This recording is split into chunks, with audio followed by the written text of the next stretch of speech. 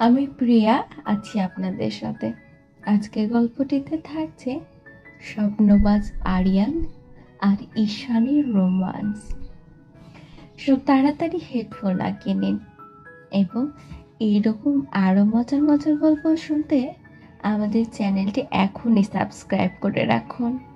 ধন্যবাদ।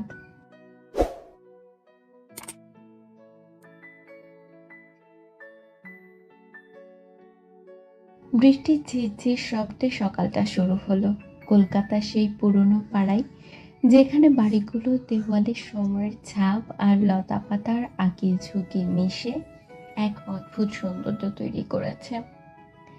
সেখানে একটা ছোট্ট কফি শপে বসেছিল আরিয়ান, তার হাতে একটা বই, চোখে একটা গভীর চিন্তার ছায়া। আরিয়ান ছিল একজন স্বপ্নবাজ, পেশায় ফ্রিল্যান্স ফটোগ্রাফার, কিন্তু তার আসল ভালোবাসা ছিল গল্প বলা। সে ছবির মাধ্যমে গল্প বুনত আর মাঝে মধ্যে তার ডায়েরিতে লিখত এমন কিছু গল্প যা কখনো কাউকে শোনানোর সাহস হয়নি। কফি শপের কাচের জানালা দিয়ে বাইরে বৃষ্টি ভেজা রাস্তার দিকে তাকিয়েছিল আরিয়ান। হঠাৎ দরজার ঘন্টির শব্দে তার চিন্তা ভাঙল।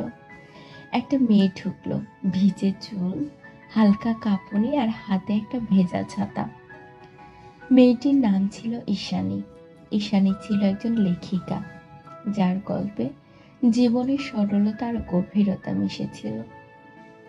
তার প্রথম উপন্যাস সবে প্রকাশিত হয়েছে, কিন্তু সে এখনো একজন লেখক বলতে লজ্জা পেত। ঈশানী কাউন্টারে গিয়ে এক কাপ কফি অর্ডার করলো, তারপর একটা কোণে টেবিলে বসে ব্যাগ থেকে একটা নোটবুক বের করলো। আরিয়ানের চোখ পড়ল তার দিকে। কি যেন একটা টান অনুভব করলো সে। ঈশানের হাতে নোটবুকটা দেখে তার মনে হলো এই মেয়েটার মধ্যে কিছু একটা আছে যা তার নিজের গল্পের সঙ্গে মিলে যায়। কিন্তু আরিয়ান ভীষণ লাজুক ছিল। সে কখনো অচেনা কারো সঙ্গে এমনি কথা বলতে পারতো না। তবুও সেদিন কি মনে করে সে হঠাৎই গেল ঈশানীর টেবিলের কাছে। একটু কাঁপা কাঁপা গলায় বলল, এক্সকিউজ মি, এই টেবিলের পাশের চেয়ারটা কি ফাঁকা? ঈশানী মুখ তুলে তাকালো। তার চোখে একটা হালকা হাসি। বলল, হ্যাঁ অবশ্যই, বসুন। এভাবেই শুরু হলো তাদের গল্প। প্রথমে ছিল শুধু আনুষ্ঠানিক কথাবার্তা, কফির স্বাদ নিয়ে হালকা মজা, বৃষ্টির আবহাওয়া নিয়ে দুটো কথা। কিন্তু কথা যত এগোলো ততই তারা বুঝতে পারলো তাদের মধ্যে কতটা মিল। দুইজনের স্বপ্ন দেখতে ভালোবাসত, দুইজনেই জীবনের ছোট ছোট মুহূর্তে সৌন্দর্য খুঁজত। আরিয়ান তার ফটোগ্রাফি নিয়ে বলল, আর ঈশানী তার লেখা নিয়ে। সেদিন বৃষ্টি থামার পরও তারা কফি শপে বসে রইল। ঘন্টার পর ঘন্টা কথা বলল, হাসলো আর একে অপরকে গল্প শোনালো। আরিয়ান বলল, সে একদিন এমন একটা ছবি তুলতে চায় যেটা দেখে মানুষের মনে হবে তারা ভালোবাসার গল্পের মধ্যে ডুবে গেছে। ঈশানী বলল, সে এমন একটি উপন্যাস লিখতে চায় যেটা পড়লে মানুষ নিজেই হারিয়ে যাওয়া স্বপ্নগুলো আবারও খুঁজবে। সেদিন থেকে তাদের দেখা হতে লাগলো, কখনো কফি শপে, কখনো গঙ্গার ধারে, আবার কখনো পুরনো বইয়ের দোকানে। আরিয়ান ঈশানীকে তার ক্যামেরা ধরতে শুরু করলো। ঈশানীর হাসি, তার চোখের ঝিরে আর তার চুলে বাতাসের খেলা, সবকিছুই আরিয়ানের ছবিতে জায়গা পেল। আর ঈশানী তার নোটবুকে লিখতে শুরু করলো একটা নতুন গল্প, যার নায়ক ছিল আরিয়ানের মতো একজন স্বপ্নবাজ ছেলে। কিন্তু ভালোবাসার গল্প কি কখনো এত সহজ হয়? একদিন ঈশানী আরিয়ানকে বলতো সে কলকাতা ছেড়ে দিল্লি যাচ্ছে। তার উপন্যাসের প্রকাশক তাকে সেখানে একটা বড় লেখার প্রজেক্টের জন্য ডেকেছেন। আরিয়ানের মুখ ফ্যাকাশে হয়ে গেল। সে বুঝতে পারছিল না কি বলবে। তার মনে হলো তার গল্পটা এখানেই শেষ হয়ে যাবে, কিন্তু সে কিছুই বলল না। শুধু বলল, তুমি যেখানেই যাও তোমার লেখা যেন না থামে। ঈশানী চলে গেল। প্রথম কয়েকদিন তার ফোনে কথা বলতো। আরিয়ান তার ছবি পাঠাতো, ঈশানী তার লেখার কিছু অংশ। কিন্তু সময়ের সঙ্গে সঙ্গে তাদের দূরত্বে একটা অদৃশ্য হয়ে গেল, দেওয়ালে তৈরি করলো। ফোন কলে কথা কমে গেল, মেসেঞ্জে উত্তর আসতে দেরি হতে লাগলো। আরিয়ানের মনে হতে লাগলো ঈশানী হয়তো আবার নতুন জীবনে অনেক ব্যস্ত। একদিন অনেক চিন্তা ভাবনা শেষে আরিয়ান একটা সিদ্ধান্ত নিল, সে ঈশানীকে চিঠি লিখবে। সে তার ডায়েরি খুললো আর তার ডায়েরি লিখতে শুরু করলো। সে লিখলো তার সব অনুভূতি, তার ভালোবাসা আর তার স্বপ্ন।